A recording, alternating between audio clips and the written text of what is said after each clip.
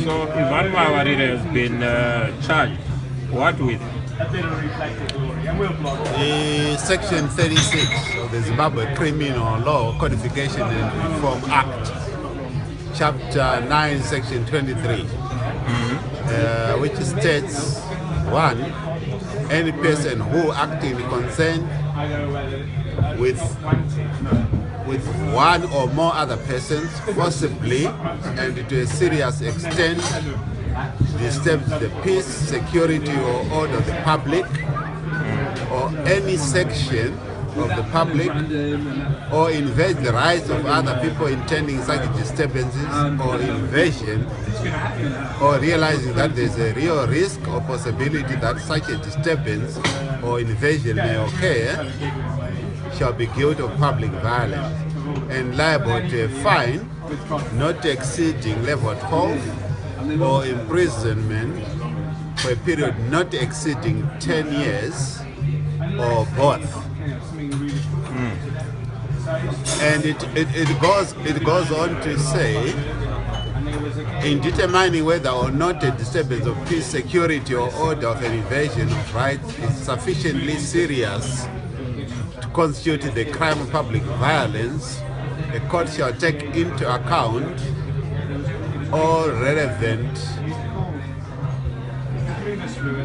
information and factors as follows: the nature and the duration of the invasion, the motive of the persons involved in the disturbance or invasion, whether this disturbance or invasion occurred in a public place or not, the persons involved in the disturbance or invasion were armed, and if so, their weapons, whether or not bodily injury or damage to property occurred in the course of or as a result of disturbance or invasion, whether or not there was an attack on the police or on other persons in authority, the manner in which the disturbance or invasion came to an end. So those are the main components of Section 36. So based on what you know about what Pastor Evan Mawarire has been campaigning for and advocating for, what is your reaction to this charge? Well, obviously this is a fabricated charge. Nothing of those pronouncements that I have read or that are contained in Section 36 have been violated according to Pastor Evan Mawarire. This was a peaceful stay away and remain peaceful stay aways, and he has not attacked any police officer and he has not destroyed any property according to the Section 36. So you can see this is framed drum-up charges, and I'm not surprised. This is typical of ZANU PF government. Why do you think they have done this a day before the 13th and 14th pronouncements of another stay away? I'm not surprised. Why ZANU PF or the government of Robert Mugabe did this is to try to scare those could be demonstrators or those could be stay away, that in the event that they take part in tomorrow, the 13th and 14th of July, stay aways, they are coming to them, and they will be able to drum up charges in the same manner that they've done to Pastor Evan Mawarire. So yes, this is a scare tactic which the ZANU PF government has always been doing.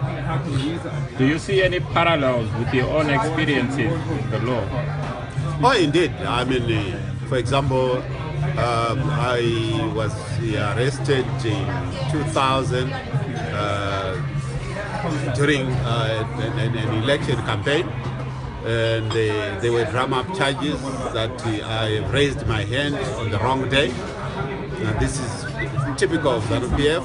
Again, there was an incident that I was arrested, in which in 2013, which they actually framed some charges to say I was pulling down Mugabe's posters, and all those tend to be lies, but that's how this desperate government deals with the opposition and with the dissent. And at the end of the day, all they want is to frustrate and to scare other people from exercising their right. What is your message to Zimbabweans at this time? My message to Zimbabweans is that we must continue with the stayaways tomorrow, the 13th of July and the 14th of July. And we must actually make sure that once we start tomorrow, we must never stop until those who have been arrested are released. There is no point in having a piecemeal demonstrations, in demonstrating only the 13th and 14th of July without actually demanding that those who have been arrested for the same cause be released. And I think it is upon us, all Zimbabweans, to come together united and demand that those who have been arrested, detained, and who are being incarcerated for exercising their right be released forthwith. And if they are not released, we must continue demonstrating. Thank you, Elliot Pfebve, for your comments. Thank you.